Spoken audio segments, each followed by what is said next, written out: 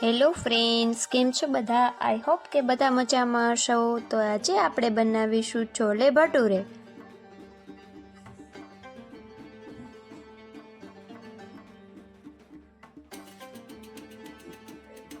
તો છોલે ભટુરે બનાવવા માટે આપણે પહેલાં છોલે બનાવીશું. તો એક પેનમાં આપણે તેલ ગરમ કરવા મૂકીશું.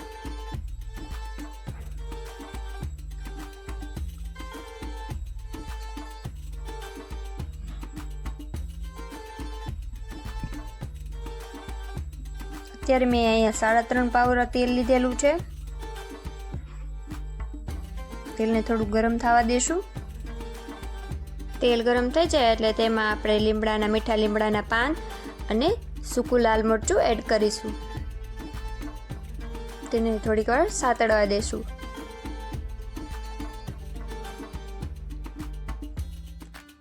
પછી તેમાં આપણે લસણવાળી ચટણી એડ કરીશું અને તેને બરાબર મિક્સ કરી દઈશું. ઘરમાં તમે જેવું તીખું ખાતા હોય એ પ્રમાણે એડ કરવાનું. પછી તેમાં આપણે ડુંગળીની પેસ્ટ એડ કરીશું. સારી રીતે મિક્સ કરી લેશું. થોડીક વાર ચડવા દઈશું.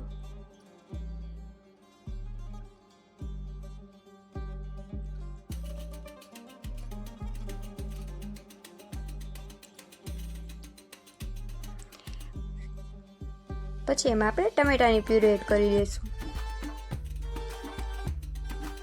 તેને પણ સારી રીતે મિક્સ કરી લેશું અને તેને થોડીક વાર ચડવા દઈશું.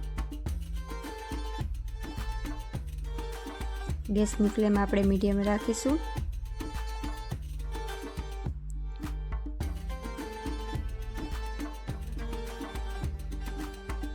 ત્યાર પછી તેમાં આપણે લસણ અને આદુની પેસ્ટ એડ કરીશું.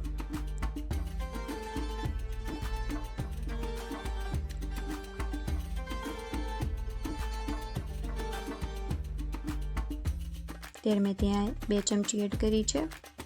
પછી તેમાં આપણે હળદર એડ કરીશું. લાલ મરચું પાવડર એડ કરીશું. સ્વાદ પ્રમાણે મીઠું એડ કરીશું.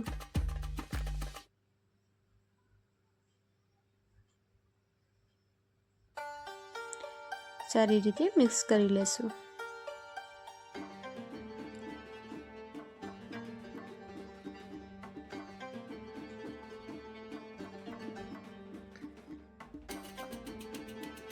થોડીક વાર ગ્રેવીને પાકવા દઈશું.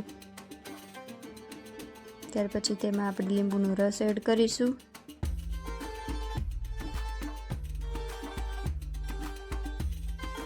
અને મિક્સ કરી લેશું.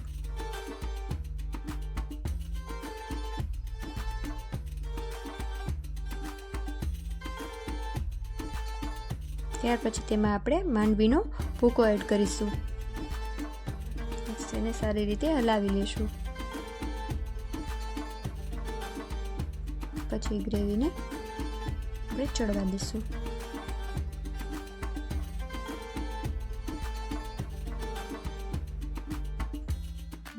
ગ્રેવી ચડી જશે એટલે ઉપર તેલ આવી જશે.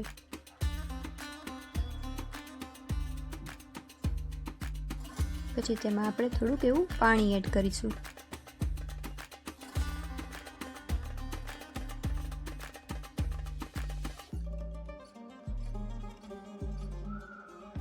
બહુ જાજુ પાણી એડ નથી કરવાનું, થોડું એવું એડ કરવાનું રહેશે.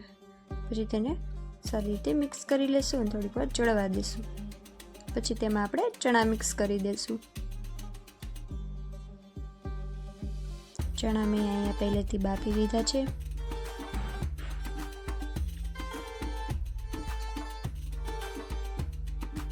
પછી તેને સારી રીતે મિક્સ કરી લેશું. પછી તેને થોડીક વાર ચડવા. પછી તેમાં આપણે છોલેનો મસાલો એડ કરીશું.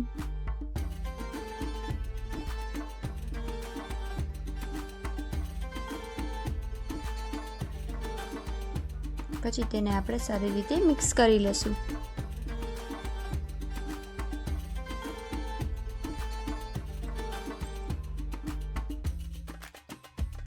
પછી થોડીક વાર આપણે તેને ચડવા દઈશું. ચડી જશે એટલે ઉપર તેલ આવી જશે. હવે શાક તૈયાર થઈ ગયું છે, તેને આપણે લીલા ધાણાથી સ્ટર કરીશું. હવે આપણે લોટ બાંધી લઈશું. આ મેં મેંદાનો લોટ લીધેલો છે, તેમાં આપણે 3 ચમચી રવો એડ કરીશું. મેં 3 થી 4 વાટકા મેંદાનો લોટ લીધેલો છે, તેમાં આપણે 3 ચમચી રવો એડ કર્યો છે. સ્વાદ પ્રમાણે મીઠું એડ કર્યું છે.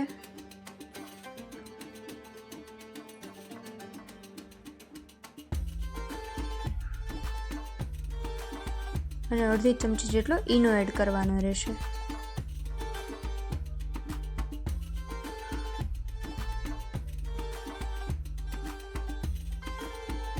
પછી તેમાં આપણે દહીં એડ કરીશું. 2 થી 3 ચમચી જેટલું દહીં એડ કરીશું.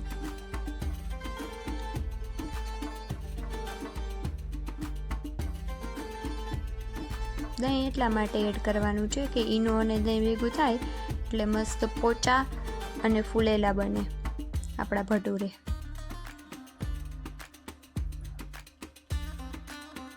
પછી તેને સારી રીતે મિક્સ કરી લેશું.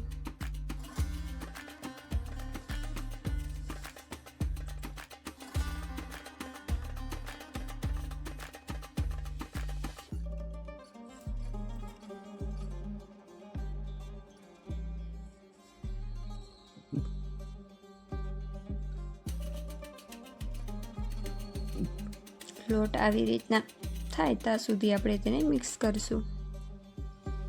પછી તેમાં થોડું થોડું પાણી નાખતા જશું અને લોટ બાંધતા જશું.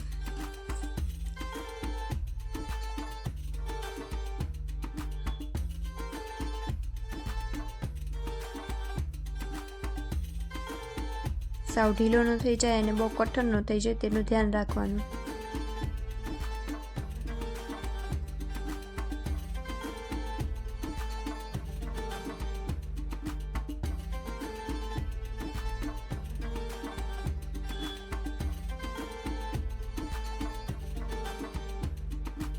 લોટ આપણો બંધાઈ ગયો છે, તો તેમાં તેલ નાખીને આપણે કવણી લેશું તેને.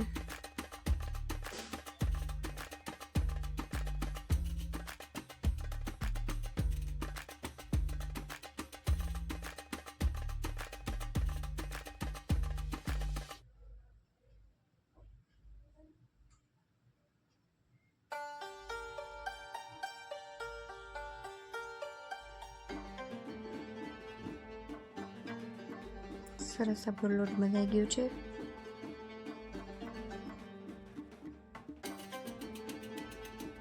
પછી તેને બહાર દઈને મૂકી દઈશું થોડીક વાર માટે. લોટ રેડી થઈ ગયો છે, કણ આવી ગઈ છે. આવી રીતના થાય ત્યાં સુધી રહેવા દેવાનું. પછી આવી રીતના આપણે લુવા કરી લેશું અને ભટુરે વણી લેશું.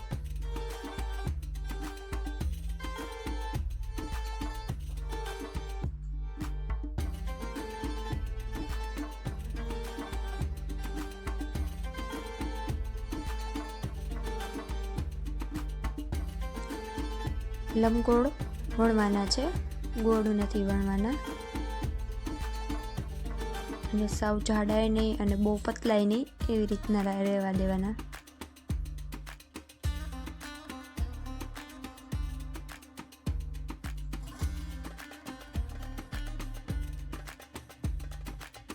તેલ આપણે ગરમ કરવા મૂકી દીધું છે.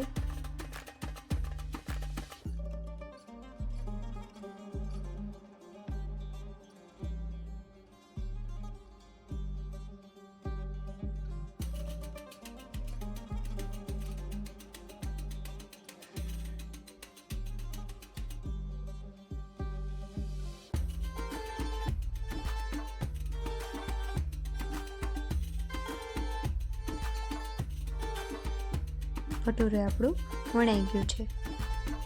હવે તેલ ગરમ થઈ ગયું છે, હવે તેમાં આપણે તરી લેશું.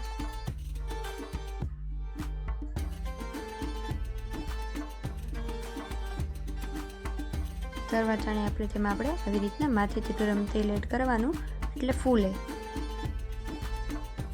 બહુ સરસ ફૂલ્યું છે આપણું ભટુરે, મસ્ત થઈ ગયું છે. ગેસની ફ્લેમ મીડિયમ રહેવા દેવાની છે, બહુ ફૂલ નથી કરવાની.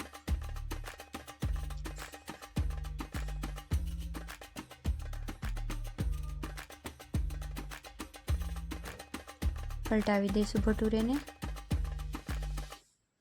આવી રીતના દાજ પડવા દેવાની છે.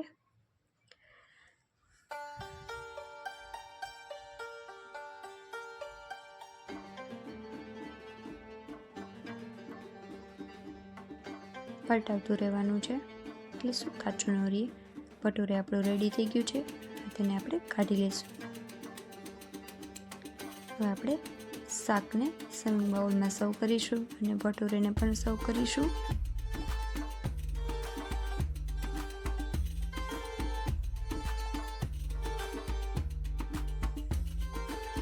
શાકની ઉપરથી લીલા ધાણાથી સર્વ કરીશું.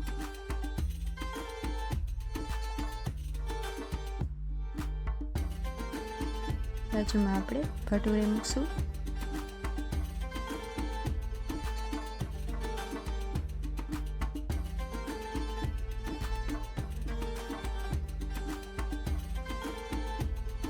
ડુંગળી અને લીંબુથી ગાર્નિશિંગ કરીશું.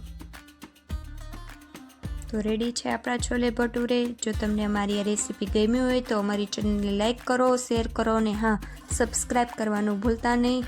તો મળીએ નેક્સ્ટ વિડીયોમાં નેક્સ્ટ રેસીપી સાથે. આવજો.